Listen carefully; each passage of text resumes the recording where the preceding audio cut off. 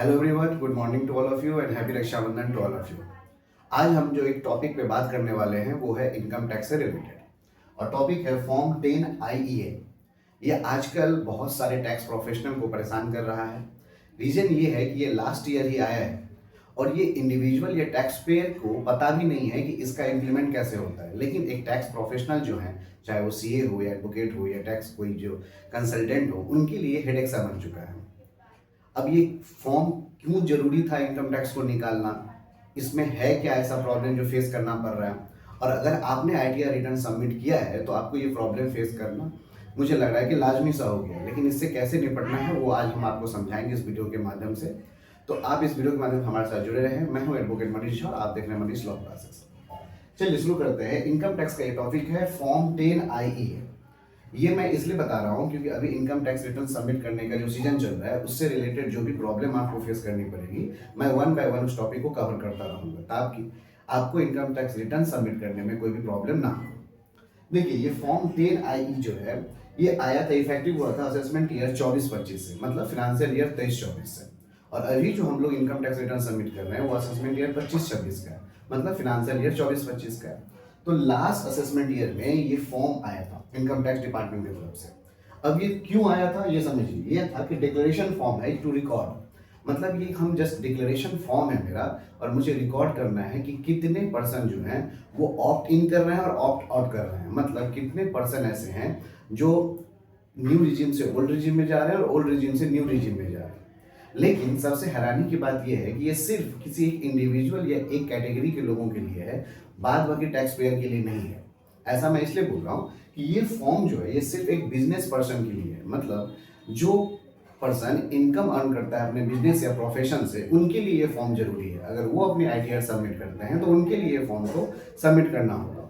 Otherwise जो salary से earn करते हैं या अदर सोर्स ऑफ इनकम से जो इनकम अर्न करते हैं उनके लिए ये फॉर्म जरूरी नहीं है। इसीलिए मेरा मानना है इस फॉर्म को लाना कोई भी जरूरतमंद, मतलब कोई भी नीडफुल नहीं था। इससे कुछ फ्रूटफुल ऐसा कुछ मिला नहीं है जो इस फॉर्म को लाने से बहुत ही मैंडेटरी है। और ऐसा मैं इसलिए बोल रहा हूँ, आगे चल के मैं आपको बताऊंगा। देखिए, फॉर्म 10 IE ये बात करता है सेक्शन 115 BAC के ऊपर। सेक्शन 115 BAC जो न्यू रिजीम की बात करता है। लास्ट ईयर आपने पता होगा कि लास्ट ईयर ही न्यू रिजीम का फॉर्म स्टार्ट हुआ था जिसमें 7 लाख तक इनकम जो है वो एग्जेम्प्ट है। अब न्यू रिजीम स्टार्ट हुआ है और न्यू रिजीम के अंदर ये फॉर्म डाल दिया गया है 10 IEA।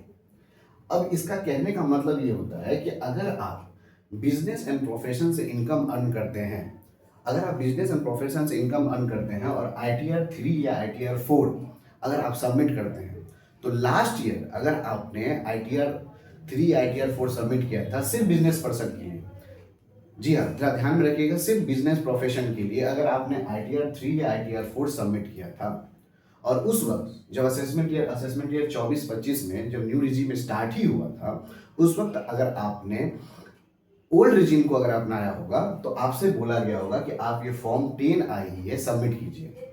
अगर आपको याद है तो लास्ट ईयर असेसमेंट ईयर में अगर आप बिजनेस एंड प्रोफेशन से इनकम अर्न करते हैं और ITR 3 या ITR 4 अगर आपने सबमिट किया होगा तो आपसे कहा गया होगा कि अगर आप ओल्ड रिजीम में जाते हैं तो आपको फॉर्म 10 IEA सबमिट करना होगा। क्यों? क्योंकि लास्ट ईयर ही न्यू रिजीम इंप्लीमेंट हुआ था और जो टैक्स पेयर ये सोचते थे कि मुझे न्यू रिजीम ना लेकर ओल्ड रिजीम लेना है, उनके लिए ये फॉर्म 10 IE सबमिट करना कंपलसरी हो गया था। अब इस फॉर्म का काम क्या था? इस फॉर्म का काम कुछ नहीं था, बस गवर्नमेंट को एक डिक्लेरेशन चाहिए था कि कितने लोग न्यू रिजीम से ओल्ड रिजीम में जा रहे हैं, वो भी सिर्फ बिजनेसमैन, कोई इंडिविजुअल या कोई सैलरीड पर्सन नहीं, सिर्फ बिजनेसमैन कितने हैं जो न्यू रिजीम से ओल्ड रिजीम में जा रहे हैं। तो ये कलेक्शन तो वो वैसे भी कर सकते थे ITR 3 और ITR 4 में सेक्शन 115 BAC के माध्यम से, लेकिन उन्होंने जबरदस्ती इस फॉर्म को अपनाया और जो टैक्स कंसल्टेंट हैं, जो टैक्स प्रोफेशनल हैं, उनके ऊपर ये एक हेडेक सा आ गया। इसका कुछ अलग से फीस तो क्लाइंट से मिलता नहीं है, फिर भी उन्हें ये एक बर्डन सा महसूस हुआ। तो जो मैं समझा रहा था, लास्ट ईयर 24-25 में फॉर्म आया था और उस वक्त न्यू रिजीम नया नया आया था। अब न्यू रिजीम आते वक्त अगर कोई बिजनेस एंड प्रोफेशन अगर ITR 3 या ITR 4 सबमिट करता था और वो चाहता था कि मुझे न्यू रिजीम ना लेकर ओल्ड रिजीम में मेरा बेनिफिट है, तो उसके लिए फॉर्म मैंडेटरी था फिलअप करना। इतना आप समझ गए? अब ये कहा जाता है कि उस वक्त आप ऑप्ट आउट कर रहे थे, मतलब उस ऑप्शन को अपना रहे थे। किस ऑप्शन को? तो आप ओल्ड रिजीम को, मतलब न्यू रिजीम ना लेके आप ओल्ड रिजीम में जा रहे थे, इसलिए आपसे ये फॉर्म फिलअप करवाया जा रहा था। लेकिन अगर आप असेसमेंट ईयर 25-26 में अगर आप आ रहे हैं तो आपने सुना होगा फिनांस डिपार्टमेंट की तरफ से कि जो इनकम है वो नेक्स्ट ईयर से कितनी होने वाली है, एग्जाम 12 लाख। तो सारे लोग ये सोच रहे हैं कि अगर अभी 7 लाख है तो नेक्स्ट ईयर से तो 12 लाख हो जाएगा, तो मुझे तो ओल्ड रिजिम में कोई बेनिफिट है नहीं, तो मुझे न्यू रिजिम में ही आना होगा। तो अब दोबारा लोग क्या कर रहे हैं, वापस इस फॉर्म को सबमिट करके न्यू रिजिम में चले जा रहे हैं। दोबारा क्या कर रहे हैं, इस फॉर्म को सबमिट करके ओल्ड रिजिम से न्यू रिजिम में आ रहे हैं। ये कौन जा रहे हैं, सिर्फ बिजनेस एंड प्रोफेशन जिनका सिर्फ ITR 3 या ITR 4 सबमिट कर रहे हैं, सिर्फ वही टैक्स पेयर।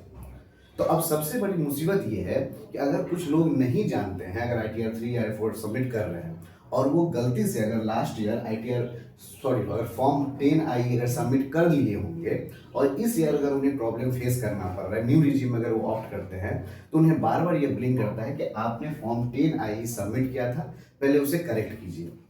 तो बहुत सारे टैक्स प्रोफेशनल जो है वो कंफ्यूज हो जाते हैं कि आखिर मुझे करना क्या है।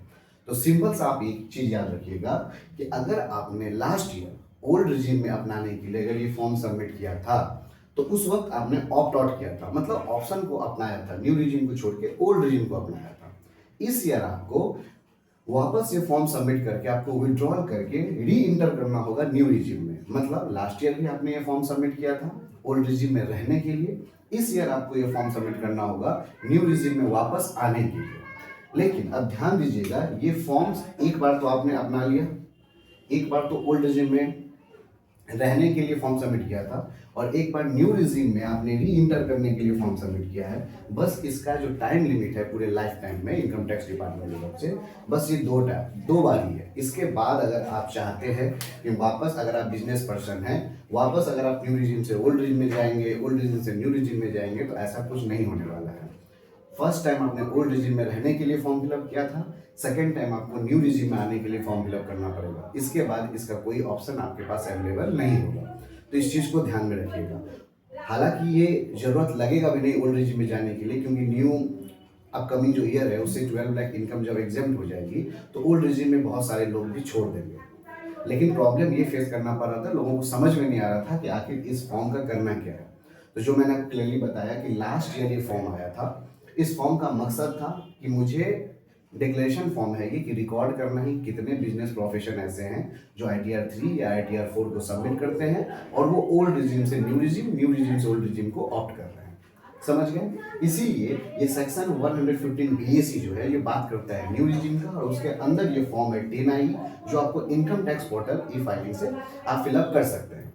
तो जो मैंने आपको समझाया कि लास्ट ईयर अगर न्यू रिजीम जैसे आया था तो आपको ओल्ड रिजीम में जाने के लिए आपको ये फॉर्म फिलअप करना पड़ रहा था। सिर्फ किसको, बिजनेस एंड प्रोफेशन वाले को जो ITR 3 या ITR 4 सबमिट कर रहे थे, उनको ये ऑप्ट आउट करना पड़ रहा था, मतलब ये ऑप्शन को अपनाना पड़ रहा था न्यू रिजीम को छोड़ के ओल्ड रिजीम में रहने के लिए। सिमिलरली आप जब असेसमेंट ईयर 25-26 में रिटर्न सबमिट करेंगे तो इस फॉर्म को वापस आपको विड्रॉल लेना होगा, मतलब आपको ओल्ड रिजीम से न्यू रिजीम में लाना होगा। इसके लिए आपको री इंटर का ऑप्शन मिलेगा और आप ITR 3 और ITR 4 सबमिट कर पाएंगे वापस इस फॉर्म को सबमिट करने के लिए। लेकिन ध्यान रखिएगा, ये फॉर्म एक बार आपने लास्ट ईयर अगर फिलअप कर लिया है तो इस बार आपका ये एक लास्ट मौका होगा इसे सबमिट करने का। इसके बाद इस फॉर्म आपके लिए कोई वैलिड नहीं रह जाएगी, ना अवेलेबल रहेगी। तो आई होप अगर इससे रिलेटेड अगर कंफ्यूजन आ रही होगी तो आपका प्रॉब्लम ये सॉल्व हुआ होगा, क्योंकि बहुत सारे टैक्स प्रोफेशनल को प्रॉब्लम आ रही है। उन्हें गलती से हो सकता है कि लास्ट ईयर उन्होंने ओल्ड रिजीम में जाने के लिए फॉर्म फिलअप कर दिया था, बट न्यू रिजीम में अभी इस ईयर अगर वो चाहते हैं कि न्यू रिजीम में मुझे अगर इनकम टैक्स रिटर्न फाइलिंग करनी है तो आखिर ये पॉपअप क्यों आ रहा है, तो उन्हें सिंपली इस पॉपअप को एक बार फिलअप फिर से करना पड़ेगा, इस फॉर्म को एक बार फिर से फिलअप करना होगा और आप न्यू रिजीम में फिर से आप रह सकते हैं। ठीक है, आई होप इस छोटे से वीडियो और छोटे से इंफॉर्मेशन से आपका जो काम है डे टू डे का वो इजी होता रहेगा। अगर फिर भी कुछ कमेंट हो तो please let me know in the comment box. मिलते हैं नेक्स्ट वीडियो में। जय Hind and thanks for watching.